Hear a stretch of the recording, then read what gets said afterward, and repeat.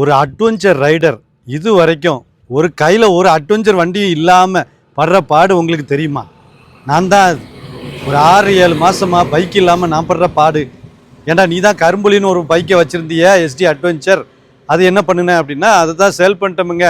தனியாக ஒரு வீடியோ போட்டிருப்பேன், நிறைய பேர் பார்க்கல, நிறைய பேர் இன்னும் கேட்டுட்ருக்கீங்க கரும்புலி எங்கேயா கரும்புலி எங்கேயான்ட்டு. கரும்புலியை நம்ம இன்னொரு ஆள்கிட்ட கொடுத்துட்டோம், அதுதான் உண்மை. இப்படி நம்ம பைக் இல்லாமல் கொஞ்ச நாளாக இருந்துக்கிட்டு இருக்கோம். இப்போ அடுத்த பைக் வாங்கலாம், அடுத்த ஒரு ஏடிவி வாங்கலாம் அப்படின்னு சொன்னால் மார்க்கெட்டில் ஒரு ஆப்ஷனுமே இல்லாத மாதிரி ஒரு காஞ்ச வனாந்திரம் மாதிரி இருக்குது. இப்போது நீங்கள் இந்தியன் மார்க்கெட்டில் பார்த்தீங்கன்னா ஒரு ஜைஜாண்டிக்காக ஒரு பவர்ஃபுல்லாக இல்லைன்னா ஒரு என்ன சொல்கிறது எல்லா டெரனுக்கு ஏற்ற மாதிரி இருக்கிற ஒரே வண்டி ஹிமாலயன் மட்டும்தான், ராயல் என்ஃபீல்டு. அதுவும் ஹிமாலயன் 411 ஹிமாலயன் 450 மட்டும்தான் அந்த மாதிரி இருக்குது. எனக்கு ராயல் என்ஃபீல்டில் அந்த பைக் அதாவது 450 இல்லை 411 நமக்கு வேண்டாம் அப்படிங்கிற மாதிரி இருக்குது. ஏன்னா 411 வச்சு நான் நல்லாவே அனுபவிச்சிட்டேன்.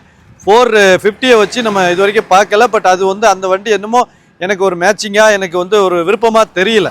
அப்போ அடுத்ததாக எங்கே போகலாம் அப்படின்னு சொன்னீங்கன்னா ஏடிவி பைக்குகளில் ஒரு டாப் நாச்சில் இருக்கிறது பார்த்தீங்கன்னா ஒரு KTM 390 அட்வென்ச்சர் அப்படின்னு ஒரு பைக்கு. அதுவும் 2025 அட்டகாசமான ஒரு டிசைனில் மாற்றமாக ஒரு பைக்கை போட்டாங்க. ஆனாலும் அந்த bike complete off road, complete ஒரு மாதிரியான டெரைனுக்கு அது யூஸ் ஆகாது.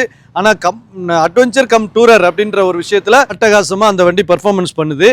அடுத்ததாக நமக்கு பட்ஜெட் வைஸில் ஒரு ஹீரோ கம்பெனியில் ஒரு ஹீரோ எக்ஸ்பல்ஸ் 210 அப்படின்னு 2025 அதாவது இந்த வருஷம் ஒரு வண்டி லான்ச் பண்ணாங்க. அதுவும் அட்டகாசமாக இருக்குது.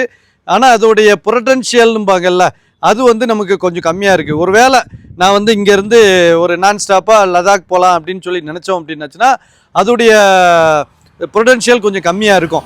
ஏன்னா ஒரு நாளைக்கு ஒரு 1000 கிலோமீட்டர் ஓட்டணும் அப்படிங்கும்போது பைக்கு ஓடும். பைக்கு ஓடுறதை பற்றி ஒன்றும் இல்லை, பைக் ஓடிக்கிட்டே தான் இருக்கும். பைக் மிஷின் அது நம்ம ஓட்ட ஓடிட்டு தான் இருக்கும். பட் நம்ம அந்த பைக்குடைய அந்த சஸ்பென்ஷன், அந்த பொசிஷன், அது எல்லாத்துலேயுமே ரொம்ப டயர்டாகும். ஸோ அதையே நான் எடுக்க முடியாது. ஆனால் எக்ஸ்பல்ஸ் எக்ஸ்பல்ஸ் 210 பயங்கரமான ஒரு அட்வென்ச்சர் ப்ளஸ் ஆஃப்ரோடு வண்டி. நீங்கள் கேரளா அந்த மாதிரியான டெரெயின்லலாம் அந்த வண்டியை வச்சு செய்யலாம், ஒரு ஹில் ஸ்டேஷன்லலாம் வச்சு செய்யலாம். ரொம்ப லைட் வெயிட்டு, ரொம்ப டியூரபிலிட்டி அதிகம். அந்த வண்டியை வச்சு நல்லா சகல காரியங்களையும் சாதிச்சுக்கலாம்.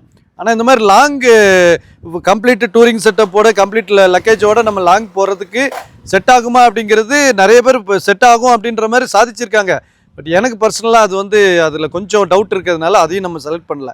சரி, அடுத்ததாக ஒன்று பார்க்கலாம் அப்படின்னாச்சுன்னா அந்த சுசுகி விஸ்டோம் 250 அட்டகாசமான ஒரு பைக்கு.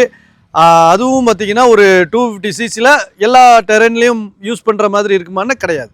அதுவும் பார்த்திங்கன்னா லாங் டூரிங்க்கு 100% நல்ல ஒரு வண்டி. ஆஃப் ரோடு அப்படிங்கும்போது அதோடைய கேப்பபிலிட்டிலாம் கொஞ்சம் கம்மியாக தான் இருக்குது. இதில் வின் பண்ணுறது ராயல் என்ஃபீல்டு ஹிமாலயன் மட்டும்தான். அது 411 இருந்தாலும் சரி, 450 இருந்தாலும் சரி. அப்போ நம்ம ராயல் என்ஃபீல்டு வேண்டாம், அடுத்த மாடல் பார்க்கலாம் அப்படின்னா ஒன்றுமே இல்லை. நான் எஸ்டி அட்வென்ச்சரை ஒரு 4-3 வருஷமாக நல்லா வச்சு சக்கையாக புழிஞ்சு அதை விற்றாச்சு. இப்போது அடுத்ததாக ஏதாவது வருதா அப்படின்னு நம்ம தொலைநோக்கு பார்வையில் பார்த்தோம்னா லைன் கட்டி வராங்க ஒன்று ஒன்றா ஏடிவி எல்லாமே. அடுத்த இந்த 2026 நிறைய ஏடிவி இந்தியன் மார்க்கெட்டுக்கு வந்துக்கிட்டே இருக்குது. ஏடிவி லவ்வர்ஸுக்கெலாம் இது ஒரு மிகப்பெரிய நல்ல செய்தி, ஹாப்பியான நியூஸு. அந்த ஹாப்பி நியூஸில் என்னென்ன பைக்கெலாம் வருதுன்னு கொஞ்சம் நம்ம ஏடிவி லவர், ஏடிவி பைக்குகளை லவ் பண்ணுற ஒரு மனுஷனாக உங்ககிட்ட அதை ஷேர் பண்ணிக்கிறேன். இந்த வீடியோவில் கம்ப்ளீட்டாக ஏடிவி அடுத்ததாக நம்ம என்ன வாங்க போகிறோம் அப்படிங்கிற ஒரு அலசல் தான் இருக்க போது. வாங்க வீடியோக்குள்ள போகலாம்.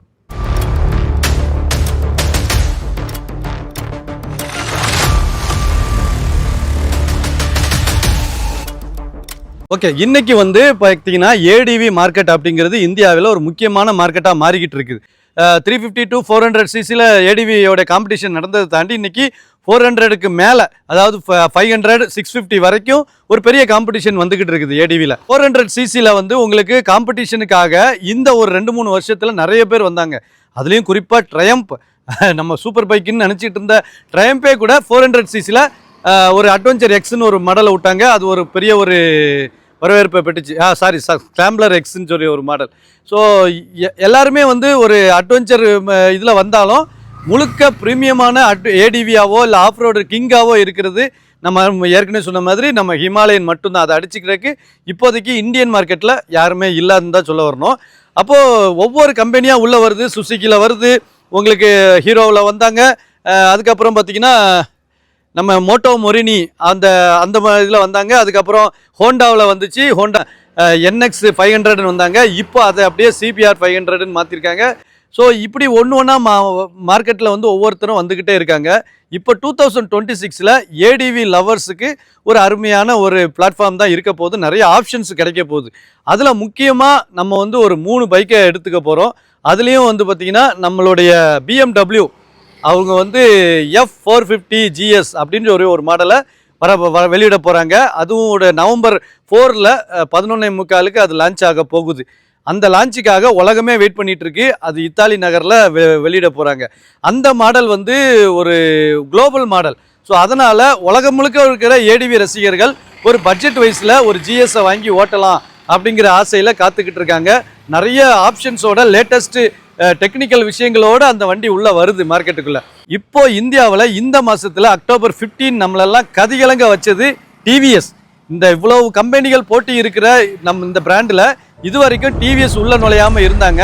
இப்போ புதுசாக ஒரு 300cc RTX 300 அப்படின்னு சொல்லிட்டு ஒரு பைக்கை கொண்டு வந்திருக்கிறாங்க. ஏடிவி லவர்ஸுக்கெல்லாம் டிவிஎஸ் மூலமாக வந்த இந்த இனிப்பு செய்தி அப்படியே வாயில் விழுந்து கரைஞ்சி வயிற்ற ஃபுல்லாக நிறைச்சிது. அதில் நிறைய புக்கிங்ஸ் வந்துருச்சு. இப்போ இந்தியாவில் டாப் செல்லிங் ஏடிவியாக வந்து பார்த்திங்கன்னா 300 இருக்குது, RTX 300.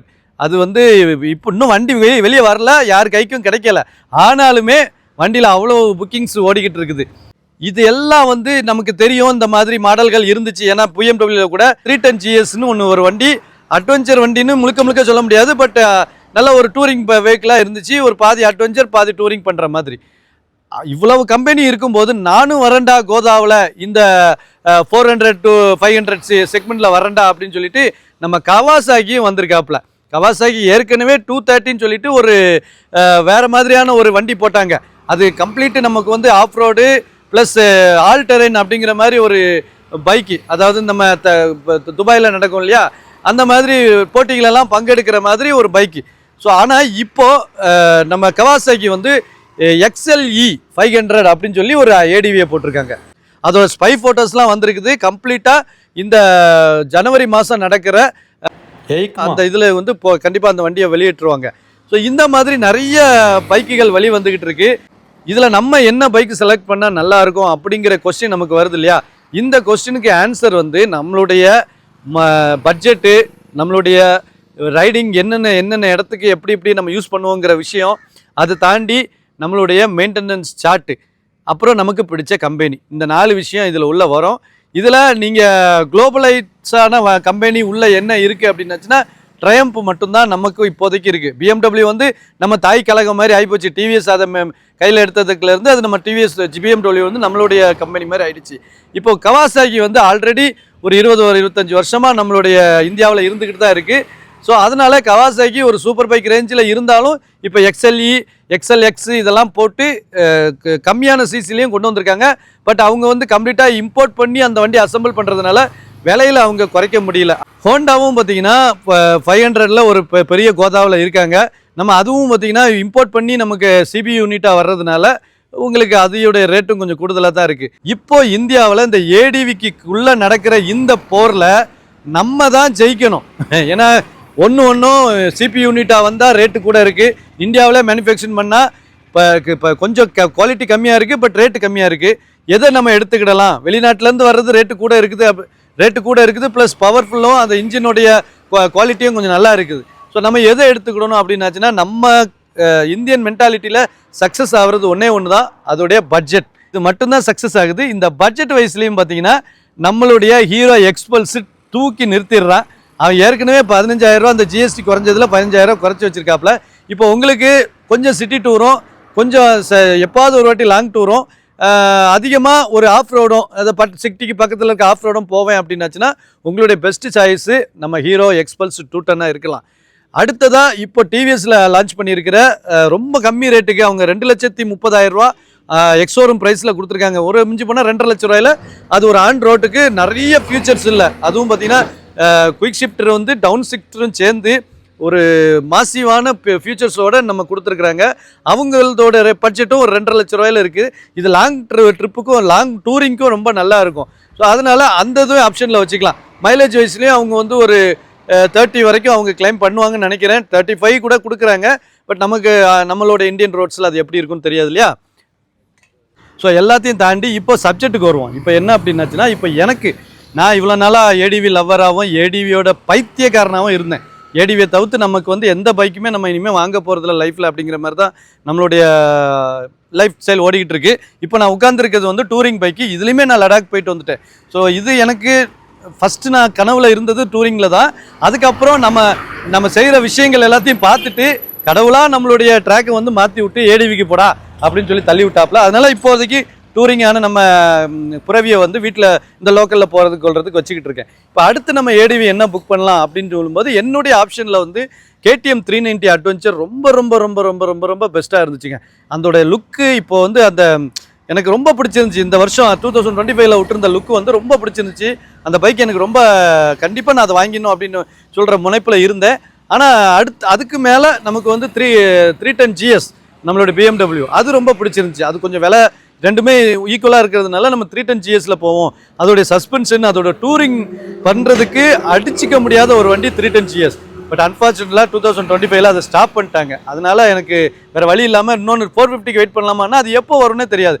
ஸோ அதுக்காகவும் நம்ம வெயிட் பண்ணிட்டு இருக்க முடியாது. இப்போ இதுவே 6 மாதமாக நான் பைக்குக்கு வெயிட் பண்ணிட்டு இருக்கேன்.